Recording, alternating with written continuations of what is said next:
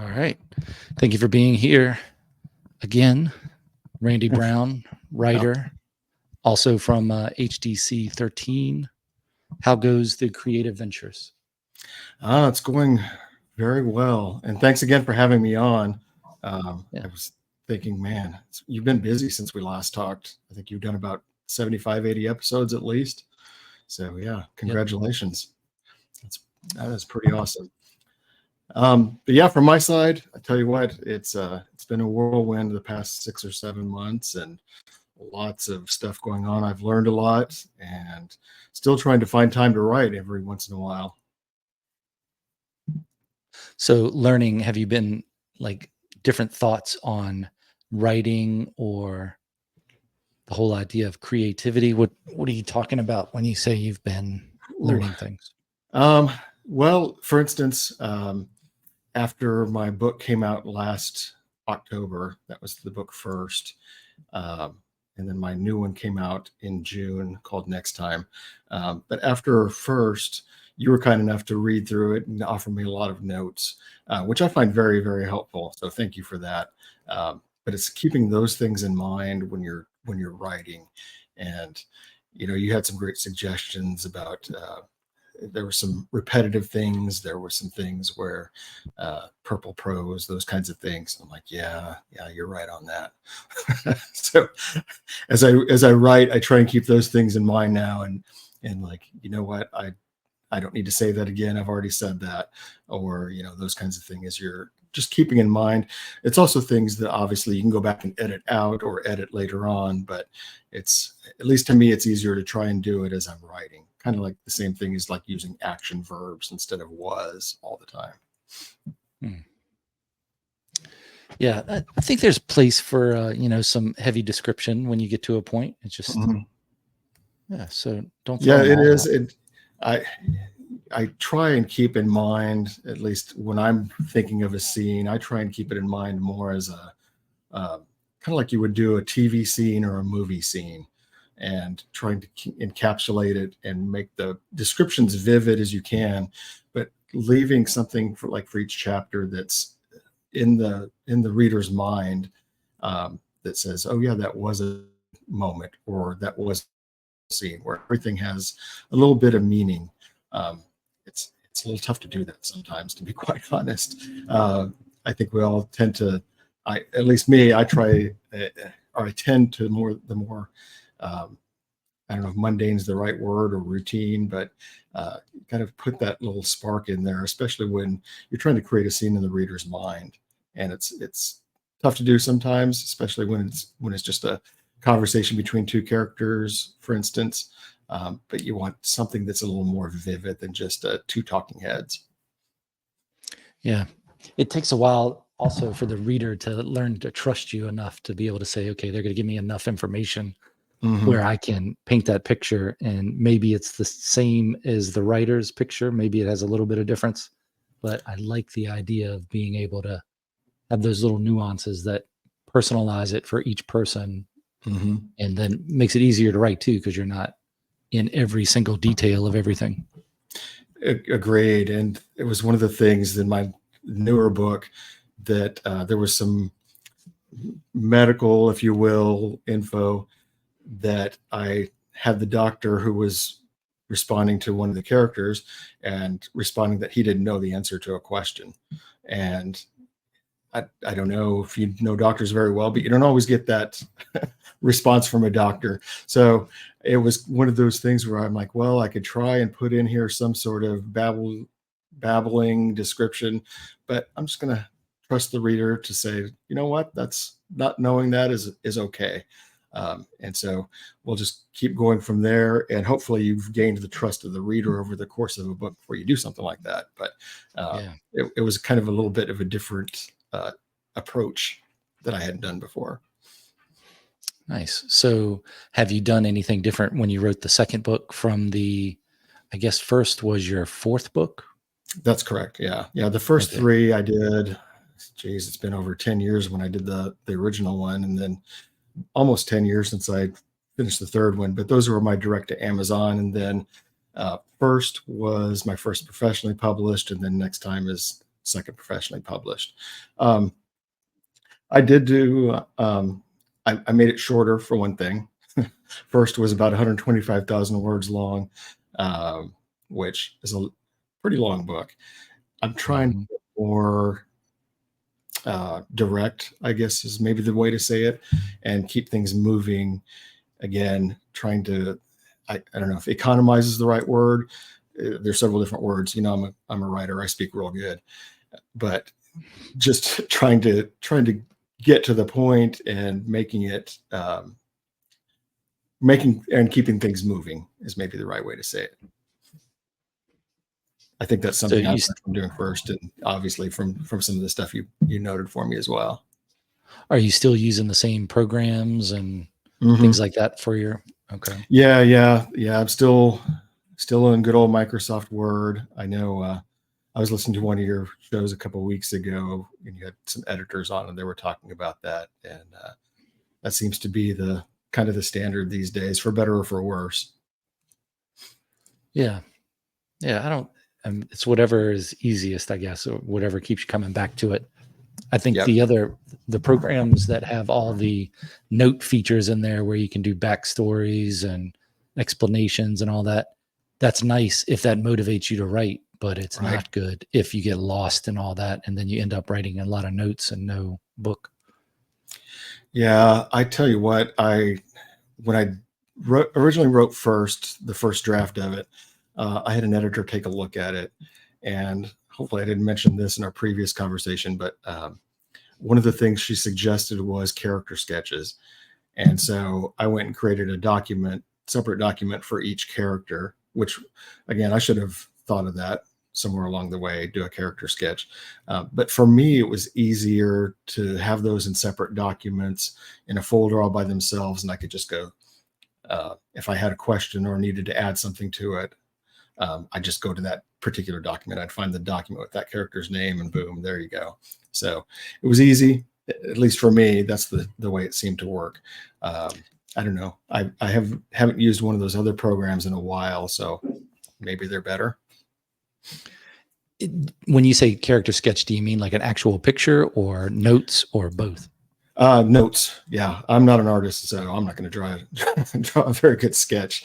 It's all background, family, where they were born, where they were raised, hopes, desires, all the things that can go into a character sketch. I found that really, really interesting to do. And like I said, I should have thought of it before I started, but it kind of worked out in the end. And is that something you plan on putting in any book anywhere, or is that just to help you keep it straight? It's to help me keep it straight. There's some things, well, honestly, a lot of what goes into a character sketch, at least in my experience, is it's things that will probably not make it into the book, but they make it a well-rounded character in my mind. And so there might be something that bleeds into a book. For instance, a character might be the youngest sibling, and you could mention that. It doesn't have to be a deep dive in the book, but you could mention, yeah, I've got 3 older brothers, or whatever the case may be. And it's just a little tidbit. Doesn't mean much in the grand scope of things, but at least in my mind, for the character sketches, it helps me realize there's things outside the pages, that again don't need to go into the book, but they make it a character in my mind and might actually speak to some of the motivations. And not that you can't put some of those things into the book, but for me, it's just a rounding out kind of thing. Yeah, I often think that it's after you're done a series Mhm. and you're not looking to do any more on it, that you could put out a book, like a guidebook to whatever the series is, where Yeah, you that's have great. maps, even notes. It Hmm. depends on how informal you want to get it, but notes about it or drafts on it where Yeah. it has like this character was introduced for the first time. And then maybe it Hmm. has a picture of a page where you cross some things out, added some, put some in, and then it's for the people that want to just dive in a little bit more. I don't know if it's something you Hmm. put online or if you make another little book for it Right. and people can just go through it and see things. I Yeah, think that's that's a great interesting. idea. If you That, gave away plot for future things, that would be a problem. yeah. Like, this is also the child of this person. You're like, whoa, whoa, whoa, Whoa, you whoa. didn't have that in We the don't know book. that yet. Yeah. Well, But the all other those thing little too that backstories are interesting. yeah, but I think the other thing too that you can do with that that I've done is just knock off a little short story about one of the characters, something that's Yeah. outside of the bounds of the book, something that kind of rounds them out even more. That's kind of fun. And I posted several of those online. Okay. And those you have on your website then that Hmm. people can go look at those? Nice. That's correct. Yep.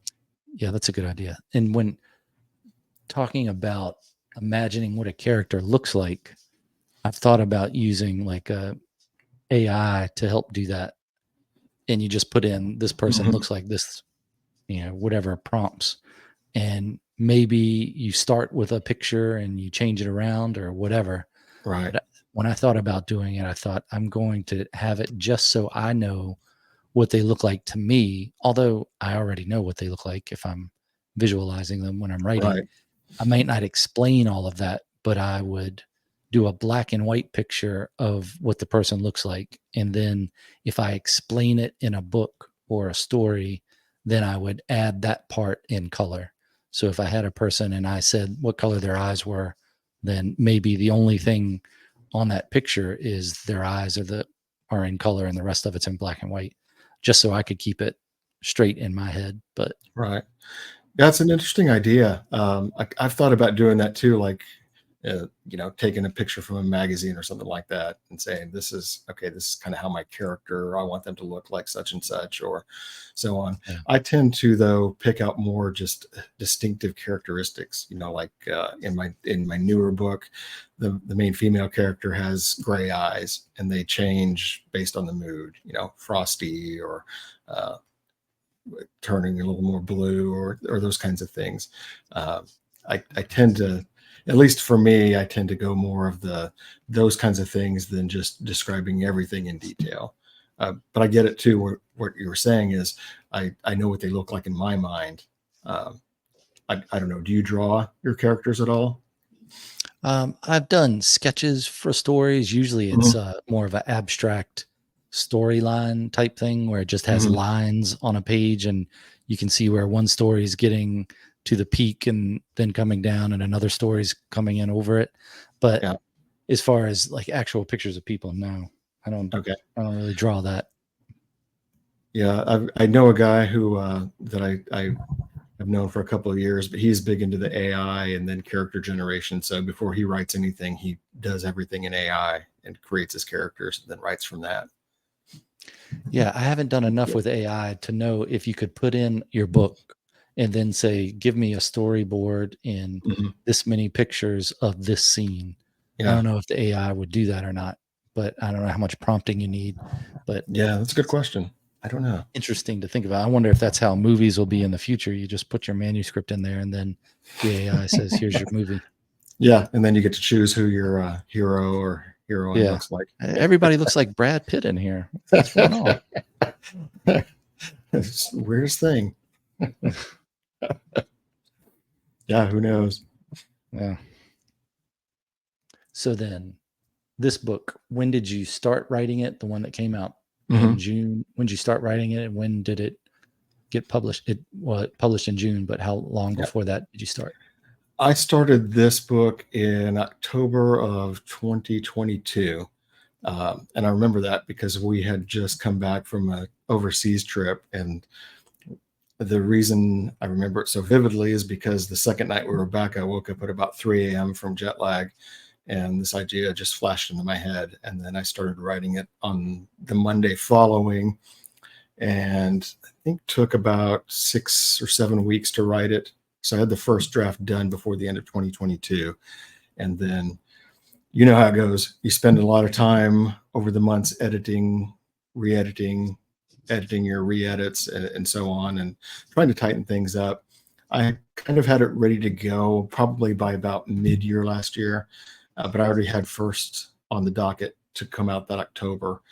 And honestly, I was going to wait a little bit longer to get this one out because it was sitting there and ready to go. But I finally figured, you know what, let's just get it out there and do it. And we'll have two relatively new books out at one time. So I would say probably by about June or July of last year. And then it's funny once you get it to the publisher, how you find mistakes, especially when you're almost on your last approval. It's happened both of my books where I approve the proof for the print version, then I get the ebook and go through it and find a mistake where there's an extra space after a period and a quote goes down to the next line or something like that. So that's always the way it happens, it seems like. So that adds a little bit of time, but like I said, I got the first draft done in less than 2 months. So it kind of just boom, boom, boom went. And then you just go back and edit it, and hopefully you make it better and better as you go. Yeah. Yep. It'd be tough having your book done and then sent off and then still waiting another year for it to be published. I don't know. Yeah, I don't know. I've got another book because I actually did, well, I finished the third one, I think, in spring of last year. So I do have another one ready to go, just kind of sitting in the drawer. But I'm going to wait till next year to put that one out. In the meantime, I'm working on the sequel to first, and then we'll see what happens after that. Thought about doing like a series. I don't know about you, but I tend to, when I get on Amazon and Kindle, especially Kindle Unlimited, I'll find a series, and it might be 10 books, and I just end up reading the whole series. And I don't have anything like that, obviously, but I've thought, well, maybe I could come up with a good series to put out there that would just keep people reading, and 10 or 12 books, and do it that way. So I've got something partly written for the first book, but kind of on hold while I'm working on this other one. It makes the world building easier to a point because it's the same thing. But then you run into that, how much do I need to explain at the beginning of each book? So the idea of each book standing alone, then you got an extra 10 to 20,000 words in a manuscript from just restating stuff that's already been done. Mm-hmm. Yeah, I'm reading a series now, and I think there was 3 or 4 books in the first. It's like a 15-book series, 4 books, and then that kind of closes an arc, and then the next 3 books are a different arc. But the deal is, if you didn't read the first 4 books, you're not going to understand the next 3 books. Fortunately, there's not a lot of repetition, going back and repeating things. I think in that case, the writers, like, you either read the first books or you didn't. Yeah, it's kind of like watching a TV show, and with the previously this happened. And yeah. If you come in season 6 and haven't watched the first 5 seasons, it's going to be a little bit tougher. Yeah. But anyway, so any other types of writing have you been doing besides the novel stuff? A lot of, well, a couple of things. Obviously, a lot of stuff on my website. I put a blog post every 3 days, and it's just a very short little, paragraph or so, what's going on kind of thing, or some random thought that I have, because Lord knows I have plenty of those. Some of the other stuff seems to be putting together a package for a contest and having to, I try not to recreate, what's your book about? I try not to recreate that from scratch every time, but you have to massage it a little bit depending on the contest or the review site, whatever it is you're doing. So it's a lot of little things outside the writing, but beyond that, it's mostly, like I said, I did some short stories, but I haven't done one of those for several months.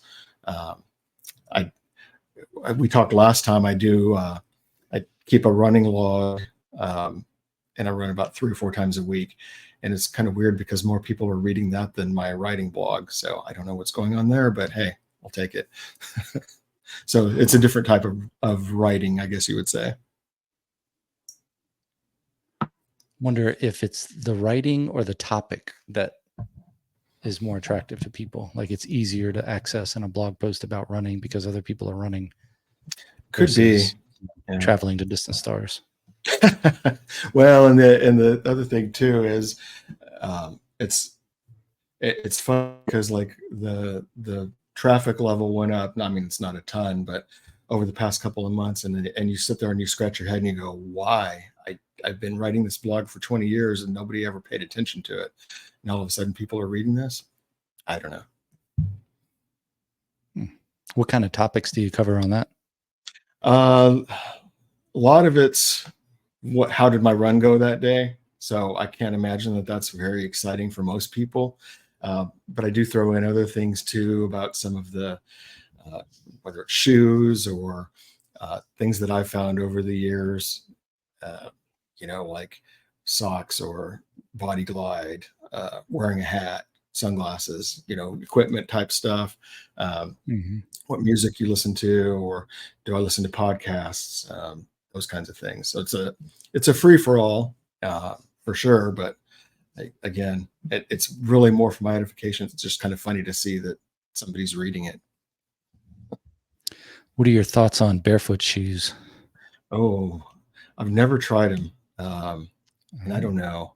I tend to stick with what I know works for me. The times I've had problems in the past was when I tried something new, like barefoot shoes, or the lower heel. That really messed me up when I tried that. Geez, 8 or 9 years ago, I think. And so I just finally figured out I've never had knee problems unless I try and change to a different type shoe. I've never had foot problems unless I try something like the lower heel. So I'm just going to stay with what works, and hopefully the manufacturer doesn't mess with the shoe too much and mess me up. Yeah. If you're doing it and not getting hurt and doing it 4 times a week, then stick with that. Yeah. I started using the zero drop shoe, or a zero shoe. Actually, the name of the shoe is Zero Shoes, and I hadn't had luck with them before, but after having some foot issues with running, where I used to run probably, I don't know, 10 to 50 miles a week. Yeah. Then now going from that to, it takes a while to get used to the zero drop shoe, or like it's running barefoot, basically. Right. That my foot feels stronger now, so I'm happy about that, and I don't have the bottom of the foot pain. But it's I feel like I'm putting my foot into a cast now when I wear like the old Asics 5,000, 2000s, whatever their stability shoe was. Where now I'm just doing the zero shoe, whether I'm playing pickleball or running. If I run, usually it's barefoot now. And then it's nowhere near the mileage that I used to, though. So I think that's probably part of it. That's true. It's probably a part of it. Well, it's interesting you say that, because I have a friend who makes fun of me because I don't like wearing shoes. If I'm home, I'm not wearing shoes, even in wintertime. And I'll go out and walk around the yard and everything else barefoot. So you'd think I would be the perfect person to pick up on these barefoot or minimal shoes. I just haven't tried them yet. So maybe that's a good testimonial for me to give it a shot. Yeah, I'd start and then just see how I wouldn't start running at them immediately. But if you're walking around a lot barefoot, then like on a treadmill, the Air Runner, which is that treadmill that kind of goes up, and you're the one pushing it. It doesn't plug in or anything. So you're running on it. You can go as fast as you want or as slow as you want, which is the best treadmill I've ever run on before. Then I do that a lot barefoot or with socks, just because I worry about my bottom of the foot getting caught between the slats. It hasn't happened, but I worry about it. So usually I put socks on when I'm down there. Yeah. But the zero shoe is nice just because that toe box is so big. Oh yeah, and I need that. It's hard to find a good one that doesn't feel like you're wearing clown shoes and looks like a normal shoe, or looks acceptable enough to be a normal shoe. And I found that the zero shoes they're touted as being American made. Some of them made in America. I'm not sure how many of them are. Oh, okay. But of the zero of the barefoot shoes, those are the ones I've liked the most out of all the ones I've tried. So maybe worth giving them a shot. Yeah. There you go. Yeah. Do you get a commission for that? I don't. I haven't been approached by zero shoes at all. Well, darn it. but I do find it's difficult to put any other shoe on now. Oh, So yeah. Interesting. you've ruined me at this point in my life for the shoe. That's okay. Yeah. Not a bad thing. So then, with your writing schedule, you said you were having, finding time to write. Are you still doing the thing where you get up earlier and write in the morning? I still am. Yeah. It's at this point a habit, and golly, it gets to the point now where I still wake up close to that time on weekends, which just annoys me to no end because I'd like to sleep in a little bit longer. But even then, I still tend to get up on a Saturday by 7 or 7:30 and do some writing stuff. But yeah, for me, that was the big change. That was what I feel has gotten me to this point of being able to write 3+ books here in the last couple of years. And it's interesting because it's not just writing. Once you get those books out, you have a lot of marketing, follow-ups, just a lot of tracking type stuff that you do. And so that all goes into that time too. And so the writing or the new book takes a little bit longer because you're doing all those extra things that go along with it. But yeah, it's still get up at 6 a.m. every day, make sure I have my coffee with me and dive in, open up the laptop. Nice. Yeah, the schedule I find helps the most. And then you can feel like a writer for that day because you've written something. Exactly. And it it's funny because if I'm just concentrating on writing, and I'll usually do it for hour and 15 minutes, an hour and a half before I start my work day, my real job, the one that pays. If I'm just concentrating on writing, I can hammer out 1,200 words or 1,500 words, depending on how things are going. So that definitely makes you feel more accomplished. But when you're doing the other um, bookkeeping or administrative tasks too, some days I feel good just getting out like 500 words. It's like, oh, all right, at least I got something done today. It's that little feeling of accomplishment along with all the other stuff that you have to do. Yeah. We have a thunderstorm going on here right now. So the dog likes to bark. Oh, nice. So when you see the Well, mute thing up, don't worry about that. It's just lightning and thunder. no problem. I was actually afraid we would get a thunderstorm here this afternoon. We had rain go through this morning. I'm like, oh boy. I tend to look like I'm in a cave if that happens. We're in that time of year where there's thunderstorms in the afternoon, where it's 96 during the day. You can probably add 10 degrees onto whatever the temperature is. And Yep. then you get a thunderstorm probably from sometime between 2 and 6. Maybe it lasts a little longer, but usually it's like 30, 40 minutes. Yep. Then you really get the humidity after that. Not that you didn't have it before. Just extra humidity. But yeah, going back to the question real quick too about the routine, I totally agree with you. Having that is important, and it's for me at least. It's the only way for me to say too that I've got a goal out there, and if I'm not doing that routine, say for instance, I want to finish a book by end of August in this case, well, then I've got to buckle down. And if I'm trying to fit it in on the weekends or the evenings, it's not going to happen. So to me, I know everybody has different habits and different ways of doing things. So I try to not give too much advice, but at least for me, the routine was a game changer. With this publisher, is it the same publisher you used for first? And do they Yes. do they put you on a schedule at all? It's all since it's an independent publisher, it's basically whenever I initiate it. And so I call them up and say, hey, I've got a book that I want to publish, and let's get the ball rolling. So then that kicks off the cover design, the interior design, the metadata, all the things that go in. So it's really more of a job related than it is hey, get me this book by the end of August, or we're gonna have a problem. which is kind of nice. I kind of like the independence of it all. You said you were working on a sequel to First right now. Do you have a Mm. working title on that yet? First Step. So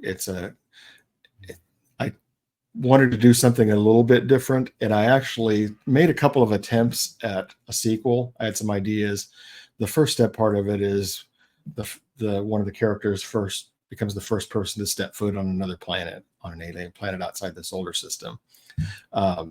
But I tried a couple of goes at that, and I got maybe 15 or 20,000 words in, and thought, no, I don't like this. And if I don't like it, a reader's not going to like it. That's my attitude.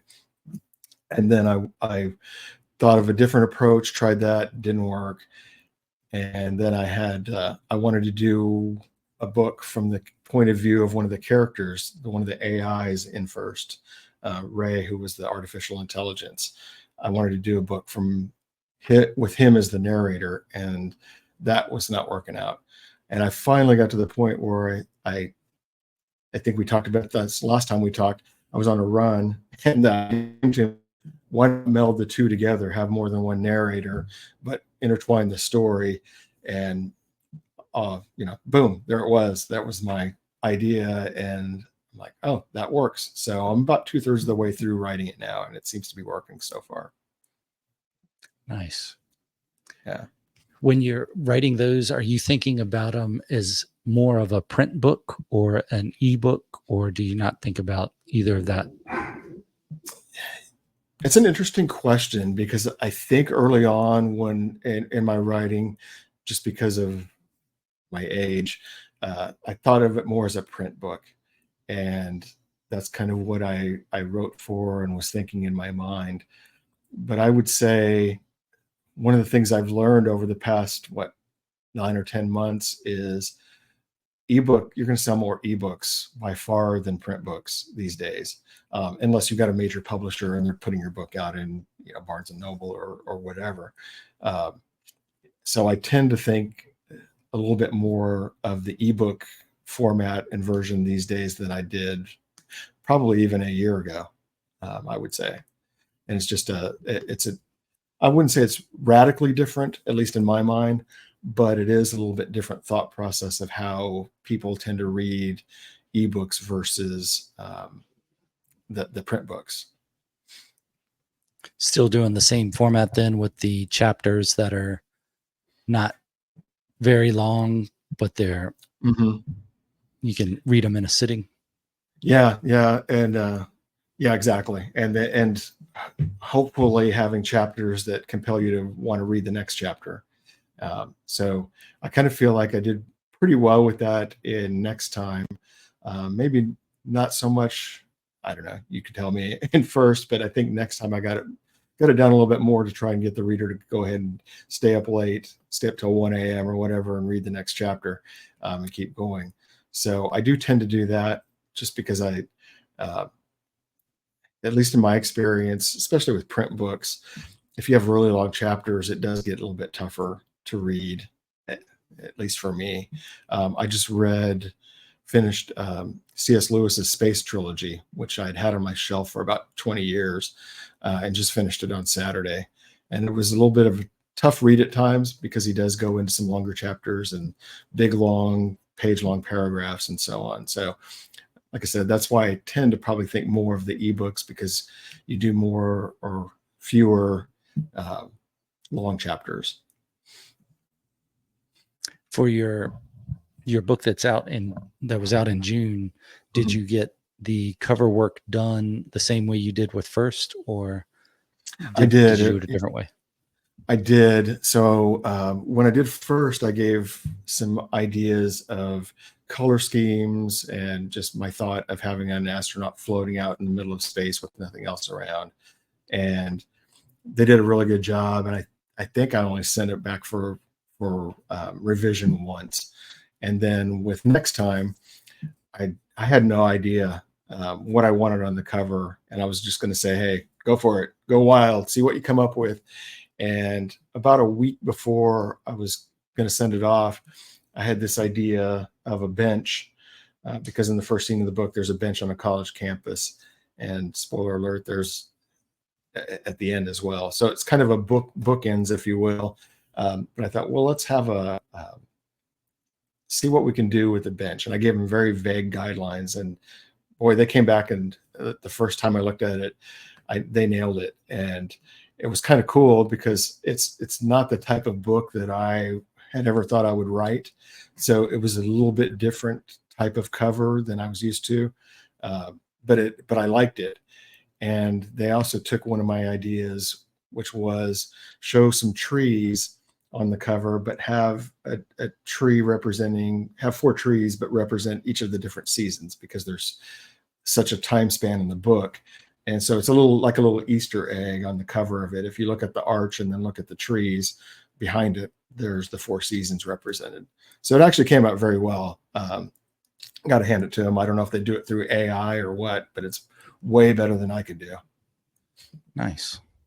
Yes. I'm not the artist. With your blogs and your online stuff, do you do a lot of photos or artwork to go along with those, or is it mainly just words? Mainly just words. Yeah, there's not a whole lot of artwork unless it's like a medal for winning an award. That's about the only other pictures I put on the website. Is you get a gold medal from somebody where you won a contest, and I throw that on there too. But yeah, well, I did on the website, on the background, this was about as artistic as I get, I guess. I took the cover of Next Time and made it more transparent, kind of made it as a background. So to me, that was pretty artistic. I should probably at some point invest in somebody who actually knows how to do a website. Your website's not bad. I like it all right. For the runs, that's funny. It's funny saying when you're running. Well, that's a different subject when you're talking about running. Yeah. When you're running, one of the things that changed running for me was having the iPhone, where you have the music, and it's not, even when you get the wireless headphones, that's a whole different thing than having the wired ones. But I ran a long time with wired headphones, and also having the camera there where you could take pictures of things while you're running, whether you stop or not, or whether it's just, the horizon or whatever. That'd be interesting for the running blog, of having some pictures to accompany your thoughts in daily situation. Yeah, I tell you what, let me see if I can find it here in my drawer. I tend to use, it's my old iPod. It's like second or third generation. That's what I tend to use in my running. It's been around for 20 plus years. No camera. Wow. I'm surprised that still works. Yeah, it works great. I am too. I'm like, this battery is still rocking along. So yeah, nice. No complaints. I got my money's worth out of that one. I had my iPhone 3 in a cabinet, and I was just looking for a cable or something, and came across that, and the battery had exploded in there. Oh, so that was disappointing. I thought I was going to have that forever. Guess I should have taken the battery out. But then I've had a couple shuffles that have just stopped working over the years. But that's a good idea. So I haven't really put a whole lot other than words into my running blog, but yeah, there's some times where it'd be good pictures. Like the other day I was out and there was an armadillo beside the path, or the couple of times I've seen a bobcat along the way. So although in that case, I'm not sure I'd want to stop and take a picture, but yeah. At least it's documented. Armadillos are not very good runners from what I've seen. I was kind of surprised to see one out during the day, but he didn't want to hang out. He scuttled off towards the woods pretty quick. Yeah. Yeah, good idea. Well, then, I'm not sure how much we got into creativity last time, but what do you think? Where do you think that creativity comes from? Like, is it something we channel, something that comes from us just manifesting it, like ideas? I guess that's a better question, is where do ideas come from? Where do the ideas come from? It's a great question. And I know it's a tough one to answer. So I can give you a little bit about my experience. The idea for actually, let me go back even further. My first 3 books were thrillers, if you want, thriller / adventure. And the reason I came up with the idea of a guy whose daughter is murdered, and then he kidnapped and murdered, and then he becomes a kidnapper to try and get into the underworld of the Southwest so he can find the killers of his daughter. That thought process was a little bit dark, but it was also the time of kind of the anti-hero with like Sopranos, Breaking Bad, those kinds of things. And my thought process was, what's the worst thing a person could do and you might still be sympathetic to the character? And as I've tossed around that idea, kidnapping came to mind. Not that I would say that that's a great idea to do. In fact, my wife got mad at me after one of the books. She finished reading it, and she looks at me and she goes, "Don't you ever do that." I'm like, "It's a book, it's fiction."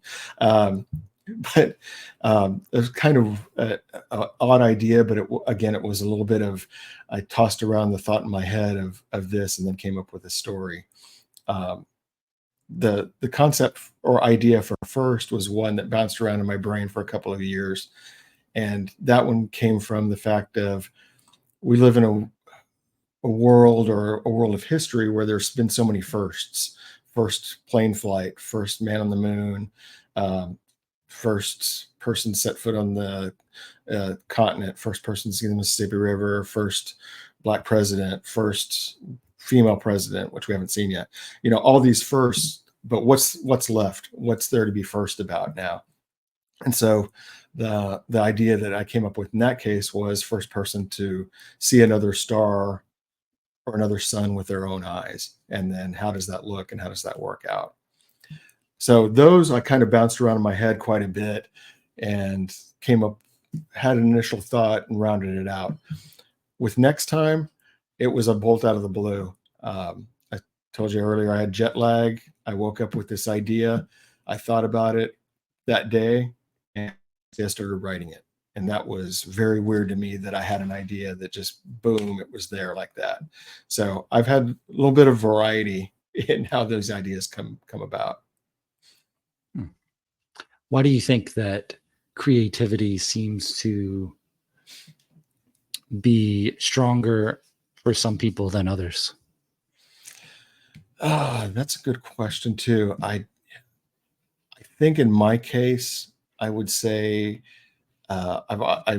remember always having a little bit of an imagination, and I don't know if I could say it was because I started reading at a very early age, and therefore I was exploring different worlds, if you will, as much as you can as a 5 or 6 year old. And then that just compounds as time goes by. I don't know if you could say that was the beginning of it or the genesis of it. I think there's also maybe some just being inquisitive about things, and that kind of comes or either flows out of or into your imagination to some degree.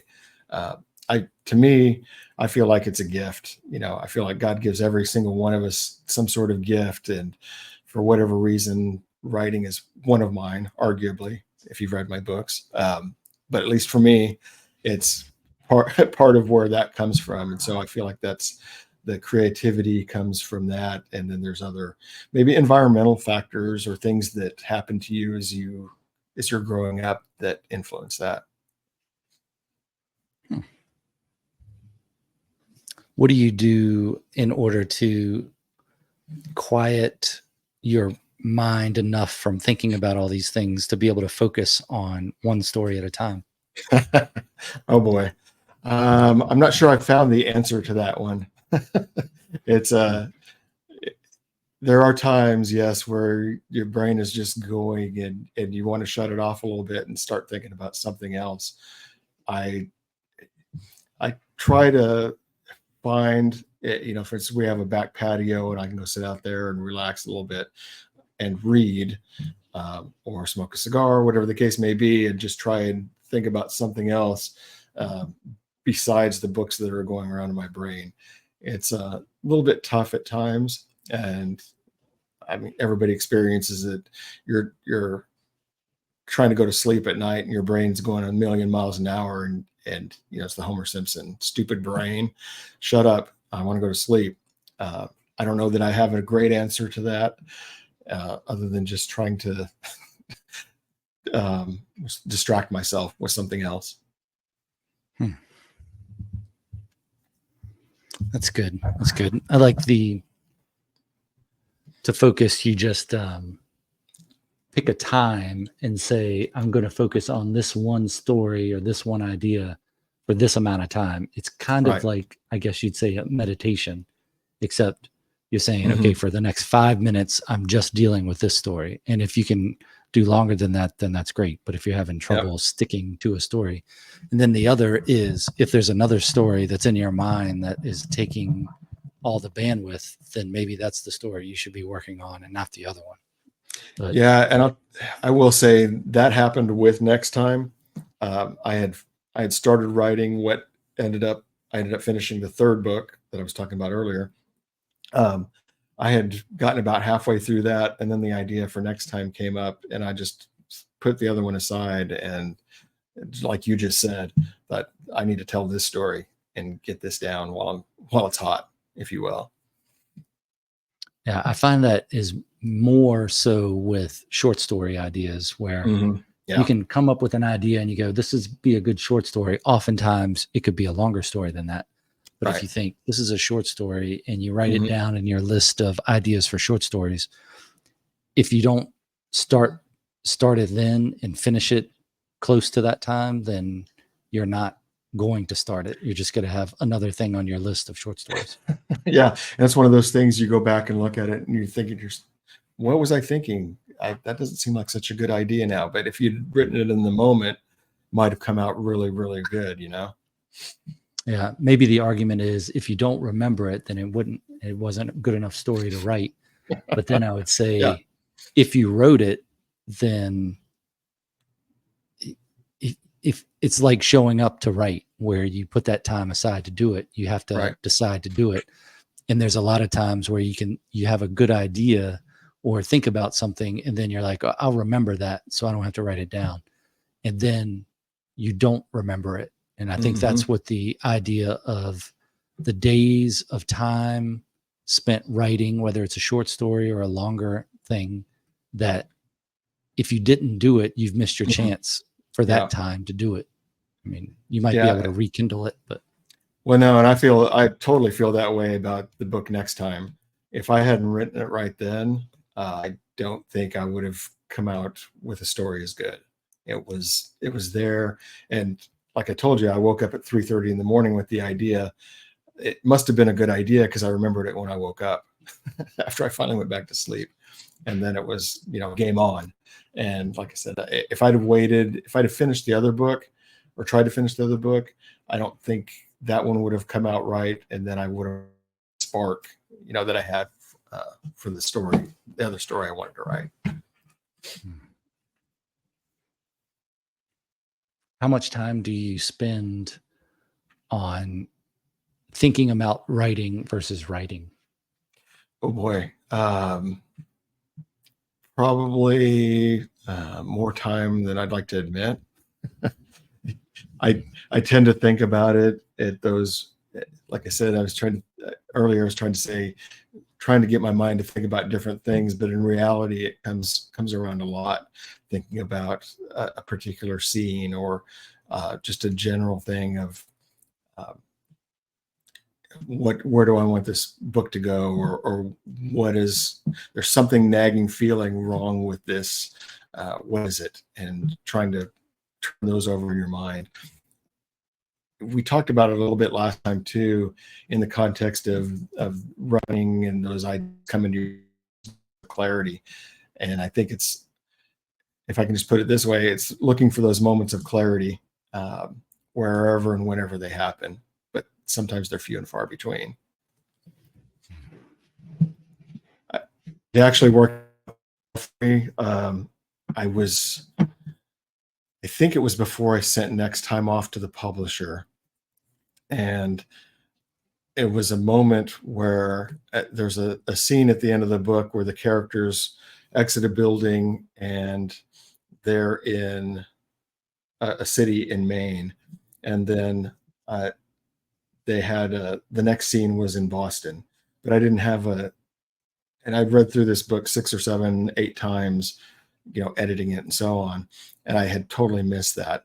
But for some reason, as I was thinking about the book, it was one of those odd moments. It snapped into my brain, and I thought, wait a second, I didn't have a transition there. That makes no sense at all. And fortunately, I caught it before it went off to the publisher. But again, it was one of those random moments of just thinking about stuff, and something snaps into your mind that unconsciously or consciously you hadn't realized, but unconsciously it came out, which saved me in that case. Yeah, I don't think that time spent thinking about writing is wasted. Mm-hmm. It's interesting to I don't know if it's for motivation or accountability. Maybe under accountability, as far as thinking, all right, I'm thinking about this story a lot, and I listen to this song and I play this scene over in my head. Yeah.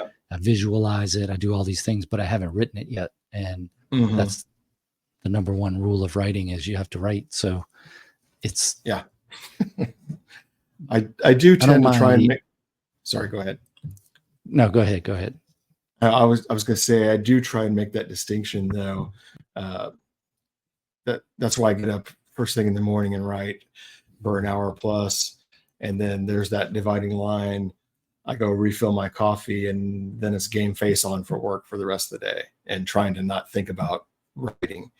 I work for a company; they pay me well, and they deserve my full attention, as opposed to me sitting around daydreaming about my writing all day long. So I do try and make that dividing line, and then after the workday is done, then hey, time to start thinking about writing again, or about a scene or something like you were talking about. What do you think the biggest things writing has taught you are? I don't know if it could be 3 big things, or it could be more than that if you needed to. Lessons learned from writing. Lessons learned from writing. I think one of them I would say is probably, maybe it falls into the category of perseverance, or maybe accumulation, if you will. It's the thought process of, I'm doing a bunch of little things, which is writing, and I'm not going to write a whole book in one day. Nobody's going to write an 80,000 word book in one day. But if I do these little things and keep chipping away at it, at the end of it, I have a book. And so it's the persistence and the willingness to keep doing that regardless, and making that a habit. I think, to me, that's probably one of the biggest things I've learned, is just at the end, I've got this book, and I've had several people say to me, well, how did you do that? How did you find time to do that? That's just amazing. And it honestly is just a little bit every day. I think that's probably my biggest lesson. Another one is, I learned it, I think, with this last book. I really, when the concept for the book of the story of Next Time came to me, I really resisted the thought process that this was a romance. And the main reason is because there's certain connotations with that. And I'm not a romance writer. And I kind of had to come to the conclusion that I didn't care what people thought, that there's great stories that, if you look back in history, or great films, for instance, that are romances, but they're not the bodice ripper or whatever we want to call romances. It's just a love story. And so, to me, that was a lesson of not caring what people thought, and embracing it, and saying, I own this. This is a story that I feel like I want to tell, and I don't care what genre it falls into. So we're going to go with that. I think that's probably the last biggest 2 that I can think of. If I think about it more, I might come up with a third, but I think those are 2 pretty big ones. Romancing the Stone is a love story, but it's also an action. Yeah. Well, my favorite movie is Casablanca. It's a love story. Not that Next Time is on par with Casablanca, but no, that's all right. You can say that. But it does give you hope, and think, I'm not just an idiot out writing a romance. But you look at a lot of movies, there's always an element of romance in or something in a lot of the movies. Yeah, that's good. On your Amazon description, do you have it in the romance category? I do. It's under time travel romance. Yes. Oh, it's going to be up there with like the Outlander things. Yeah, it was kind of funny because as most writers do, I regularly check the Amazon rankings and so on, and I was pretty excited when it was higher in the rankings, like in the UK, than Outlander was. Um, and I tend to check, like I've also learned to check like the Canada site. So it got to number 1 in the romance time travel category this last weekend, which is kind of cool. Um, for first, there was a couple months ago, I was looking at the rankings, and I think it was out of Ready Player One or something like that. So of course I took a screenshot. Granted, Ready Player One's been out for a long time, but still, or The Martian. It was The Martian. So I took a screenshot of my book ahead of The Martian. Doesn't mean much, but it's kind of fun. Yeah, it's fun for when you're in bars. You can show that to people. Hey, check this out. Look at me. I outsold The Martian for about 2 minutes. What are you talking about, Outlander? Yeah. You don't know about them, the Scottish people and all. You don't know about them. Let me tell you a story. Is that why you have the boat on the bookshelf behind you? Is just from watching Outlander? You sit there and you like. Is that? No, actually, that I think that was a Christmas present. It's basically a Lego boat, but it's last year I was reading the Horatio Hornblower series. I'd always heard about it, and so I got into reading those, just good old classic adventures. And I'm like, I'd kind of like to see what one of those boats really looks like, and this is what I came up with. And then my wife and I watched the British version of Horatio Hornblower. So yeah, not the Outlander. Actually, about a month or two before Next Time came out, I actually went to the library and checked out Outlander because I'd never read it or seen it. And I got about 100 pages in and thought, okay, I see what it's about, but this really isn't my thing. So I did try it. It's salacious at times. Don't watch that with your kids. If you watch that's good warning. Yeah, it's tough. There's some tough scenes in there. Yeah. Well, one of the reviews that I got said that my book shares DNA with Outlander and the Time Traveler's Wife, which I actually thought that was, kind of a nice compliment. Nice. Yeah. So what elements have to be met to be classified as a romance? I think, and I didn't do a whole lot of research on this, so I'm no expert on it. I just know that mine was probably not going to be classified very well in if I'd just gone straight science fiction. There actually is a category under romance for time travel. And so I thought, well, that's probably where it sits. One of the awards I won last week was for romance, but then they had a category for fantasy / sci-fi. So it kind of crosses over a little bit. And I know some of the books do tend to classify more towards like science fiction or fantasy, and they might put themselves in that category. But like I said, I just ended up saying, you know what, this is the right category for it. Let's just go with it. I struggle to think of what are the elements of a romance, like different than a love story. Like The Princess Bride is a love story. Right. Why wouldn't you call it a romance thing? I guess it has a certain romance has the certain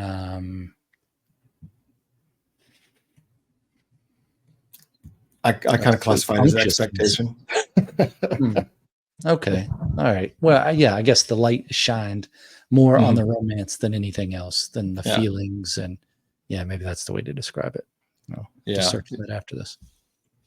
Yeah. One of my sisters has written several books, but they've been nonfiction. And she decided several months ago she wanted to try writing a cozy mystery. And so she says that there actually is a checklist of everything that needs to be included in a cozy mystery to be classified in that category. And if you don't do that, then the readers kind of rip you apart. So I said, well, good luck with that.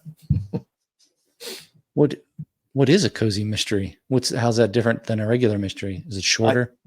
I don't know that it's shorter. I think it's more self-contained, like it's in a small town, for example, or in just a small village, and there's certain key points that you have to hit along the way with the code for it to be classified a cozy mystery. Yeah. I wonder if you could classify the movie Hot Fuzz as a cozy mystery. I haven't seen that one, so I can't offer an opinion. You're missing out. That's a great police movie. Oh boy. Yeah. His references to report writing are on par. Well, you came from that world, right? So you know. Yeah, that's good. Well then, with your website and your Amazon authors page, what's the best way for people to find your work and follow it? Yeah, the website is probably the central place to go. See Randy Wright, CSEE Randy WRITE.com, and that has links to Amazon, Barnes and Noble, Kobo, Apple, all of the above. That's really the central place to go. And then of course I'm on Goodreads, I'm on Readsy, and Amazon Author, so all over the place, as many places as I can be. Yeah, I like your website. It's good. It's got a good look. And I think that has the cover for next time on there. That's what you were talking about then, with the transparency type thing. Yeah, that's a good pick. Oh, thank you. Yeah, I'm no expert, but I just want something that looks decent. Any topics that you wanted to talk about that we didn't, or any thoughts in closing? No, I think that was I think it was a good discussion again. You know, I enjoy talking with you. I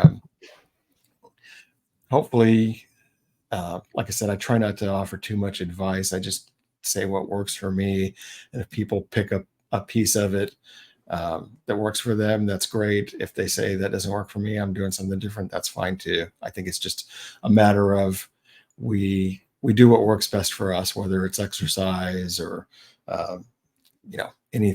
pretty much anything in life. I manage a group of people at work, and so I always like to have a new team member come in and sit with each of the other team members, because you pick up something from each person. And so hopefully, as I say some things, people will pick up on a little tidbit here and there that might work for them, and they pick up something else from another person that you've talked to. So that's my hope. Yeah, it's good stuff. All right. Well, the links for your website and your authors page will be in your running blog too, will be in the show notes. So anybody can go check those out. Awesome. I think I have some other links on there as well, maybe a Facebook link. But yep. Facebook, Instagram, all those things. Well, thank you very much for your time and sharing your perspective. And thanks for having me. Hopefully everybody will go out and read a time traveling romance. I hope so.